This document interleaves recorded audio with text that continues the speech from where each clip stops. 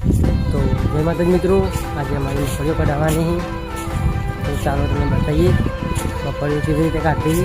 તો અમે માન રીતે બધા રહ્યા એમાં નહીં મગફળીઓ કાઢવા જઈએ આપણે બે. તો ચાલો બન્યા રહો અમારા વ્લોગમાં. કહીએ તમને મગફળીઓ જેવી રીતે નીકળી છે.